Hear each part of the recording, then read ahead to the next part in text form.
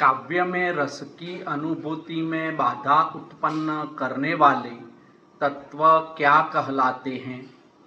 काव्य गुण, काव्य अलंकार, काव्य दोष, काव्य रीति। इस प्रश्न का सही उत्तर है काव्य दोष। काव्य दोष किसे कहते हैं?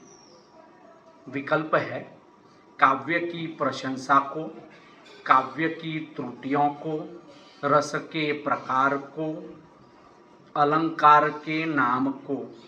इस प्रश्न का सही उत्तर है काव्य की त्रुटियों को। काव्य प्रकाश में काव्य दोषों की चर्चा किस आचार्य ने की है? प्रश्न का विकल्प है आचार्य भामह, आचार्य मम्मट, आचार्य दंडी, आचार्य वामन। सही उत्तर है बी, आचार्य मम्मट। उसने उसे मारा, यह किस अर्थ दोष का उदाहरण है? विकल्प है अपार्थकता दोष, संदिग्धता दोष, अनर्थकता दोष, द्विरुक्ति दोष। सही उत्तर है बी, संदिग्धता दोष। गौरव दोष का मुख्य कारण क्या है? असमर्थ भाव, कठोर ध्वनि, अनावश्यक शब्दों की अधिकता, छंद का विघटन। सही उत्तर है सी, अनावश्यक शब्दों की अधिकता। वह चंद्रमा को हाथ में पकड़ लाया, यह किस दोष का उदाहरण है? अनर्थकता, अनवसुरति, असंभवता, गौरव। सही उत्तर है सी, असंभवता दोष। निम्न में से कौन सा काव्य दोष का प्रकार नहीं है? शब्द दोष, अर्थ दोष, रस दोष, ध्वनि दोष। सही उत्तर है डी, ध्वनि दोष। कठिन, काल, कुठार, कराल, कठोर। इस पंक्ति में कौन सा शब्द दोष है? विकल्प है ग्राम्यत्व दोष, क्लिष्टत्व दोष, श्रुति कटुत्व दोष, च्युत संस्कृति दोष। सही उत्तर है सी, श्रुति कटुत्व दोष। जब काव्य में व्याकरण के नियमों का उल्लंघन होता है तो कौन सा दोष होता है? विकल्प है अप्रतित्व दोष, दुष्क्रमत्व दोष, च्युत संस्कृति दोष, ग्राम्यत्व दोष। सही उत्तर है सी, च्युत संस्कृति दोष। वह दोष जहाँ लोक व्यवहार के अशोभनीय या ग्रामीण शब्दों का प्रयोग होता है। इस प्रश्न के विकल्प है क्लिष्टत्व दोष, अप्रतित्व दोष, ग्राम्यत्व दोष, श्रुति कटुत्व दोष। सही उत्तर है सी, ग्राम्यत्व दोष। वह दोष जहाँ शब्द का अर्थ समझने में बहुत अधिक प्रयास करना पड़े। विकल्प है दुष्क्रमत्व दोष, क्लिष्टत्व दोष, श्रुति कटुत्व दोष, अप्रतित्व दोष। सही उत्तर है बी, क्लिष्टत्व दोष। व्योमकेश बहुभूतनाथ त्रिलोचनम शूलपाणि। इस पंक्ति में कौन सा काव्य दोष है? श्रुति कटुत्व दोष, ग्राम्यत्व दोष, क्लिष्टत्व दोष, च्युत संस्कृति दोष। सही उत्तर है सी, क्लिष्टत्व दोष। जहां ऐसे शब्दों का प्रयोग हो जो शास्त्र विशेष में ही प्रचलित हों, वहां कौन सा दोष होता है? विकल्प है क्लिष्टत्व दोष, अप्रतित्व दोष, दुष्क्रमत्व दोष, च्युत संस्कृति दोष। सही उत्तर है बी, अप्रतित्व दोष। जहां शब्दों का क्रम व्याकरण या लोक व्यवहार के विरुद्ध हो, वह कौन सा दोष है? क्लिष्टत्व दोष, अप्रतित्व दोष, दुष्क्रमत्व दोष, श्रुति कटुत्व दोष। सही उत्तर है सी, दुष्क्रमत्व दोष। जब एक ही बात को अनावश्यक रूप से बार बार कहा जाए तो कौन सा काव्य दोष होता है? पुनरुक्ति दोष, न्यून पदत्व दोष, अधिक पदत्व दोष, अपुष्टार्थत्व दोष। सही उत्तर है ए, पुनरुक्ति दोष। जल से भरा सरोवर जलमय है, इस वाक्य में कौन सा अर्थ दोष है? संदिग्धत्व दोष, पुनरुक्ति दोष, व्याहत दोष, अपुष्टार्थत्व दोष।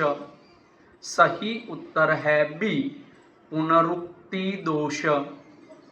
जहां आवश्यकता से अधिक पदों का प्रयोग किया जाए, वह कौन सा दोष है? न्यून पदत्व दोष, अधिक पदत्व दोष, अप्रयोज्यत्व दोष, पुनरुक्ति दोष। इस प्रश्न का सही उत्तर है अधिक पदत्व दोष। रस की अनुभूति में बाधा डालने वाले दोष क्या कहलाते हैं? शब्द दोष, अर्थ दोष, रस दोष, व्याकरण दोष। सही उत्तर है सी, रस दोष। जब स्थायी भाव, व्यभिचारी भाव या रस का नाम सीधे शब्दों में कह दिया जाए तो कौन सा रस दोष होता है? विकल्प है विभाव अनौचित्य दोष, अनुभाव अनौचित्य दोष, स्वशब्द वाच्यत्व दोष, व्यभिचार अनौचित्य दोष। सही उत्तर है सी, स्वशब्द वाच्यत्व दोष। वीर रस के प्रसंग में नायक के मन में भय का संचार होना किस रस दोष का उदाहरण है? व्यभिचार्यानौचित्य, अनुभाव अनौचित्य, स्थायी भाव का अनौचित्य, दीप्ति रस दोष। सही उत्तर है सी, स्थायी भाव का अनौचित्य। जहाँ विभाव अर्थात आलंबन और उद्दीपन का वर्णन रस के अनुकूल न हो, वह कौन सा रस दोष है? अनुभाव अनौचित्य, विभाव अनौचित्य, व्यभिचार अनौचित्य, स्वशब्द वाच्यत्व। सही उत्तर है बी, विभाव अनौचित्य। श्रृंगार रस के वर्णन में स्मशान भूमि का वर्णन करना किस रस दोष का उदाहरण है? अनुभाव अनौचित्य, व्यभिचारी अनौचित्य, विभाव अनौचित्य, संदिग्ध रस दोष। सही उत्तर है सी, विभाव अनौचित्य।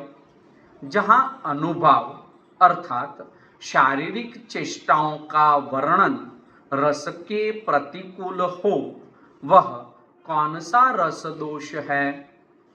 विभाव अनौचित्य, अनुभाव अनौचित्य, स्थायी भाव का अनौचित्य, स्व शब्द वाच्यत्व। सही उत्तर है बी, अनुभाव अनौचित्य। करुण रस के वर्णन में हंसी जैसे अनुभावों का प्रयोग करना किस रस दोष का उदाहरण है? स्थायी भाव का अनौचित्य, विभाव अनौचित्य, अनुभाव अनौचित्य, दीप्ति रस दोष। सही उत्तर है सी, अनुभाव अनौचित्य। काव्य दोषों के ज्ञान का प्रमुख लाभ क्या है? काव्य को और अधिक जटिल बनाना, काव्य की सुंदरता को कम करना, काव्य को निर्दोष और प्रभावशाली बनाना, केवल विद्वानों के लिए काव्य को समझना। इस प्रश्न का सही उत्तर है सी, काव्य को निर्दोष और प्रभावशाली बनाना। दोष की स्थिति भावात्मक है, गुण उसका विपर्यय है। यह किस आचार्य ने लिखा है? इस प्रश्न के विकल्प है आचार्य भरत मुनि, आचार्य मम्मट, आचार्य विश्वनाथ, आचार्य भामह। सही उत्तर है ए, आचार्य भरत मुनि। काव्यालंकार में किसने लिखा है कि काव्य में सत्कवि दोषों का प्रयोग नहीं करते? विकल्प है आचार्य भरत मुनि, आचार्य मम्मट, आचार्य विश्वनाथ, आचार्य भामह। सही उत्तर है डी, आचार्य भामह। आचार्य मम्मट ने काव्य प्रकाश में किस उल्लास में दोषों का विवेचन किया है? विकल्प है प्रथम उल्लास में, तृतीय उल्लास में, सप्तम उल्लास में, पंचम उल्लास में। सही उत्तर है सी, सप्तम उल्लास में। काव्य प्रकाश के सप्तम उल्लास का शीर्षक क्या है? विकल्प है दोष निरूपण, दोष दर्शन, दोष विवरण, गुण दोष। इस प्रश्न का सही उत्तर है बी, दोष दर्शन। काव्यादर्श में किस आचार्य ने लिखा है कि दोष काव्य में विफलता के कारण होते हैं? आचार्य भरत मुनि ने, आचार्य मम्मट ने, आचार्य विश्वनाथ ने, आचार्य दंडी ने। सही उत्तर है डी, आचार्य दंडी ने। किस आचार्य ने सबसे पहले दोषों के शब्दगत और अर्थगत भेद किए? आचार्य भरत मुनि ने, आचार्य वामन ने, आचार्य विश्वनाथ ने, आचार्य दंडी ने।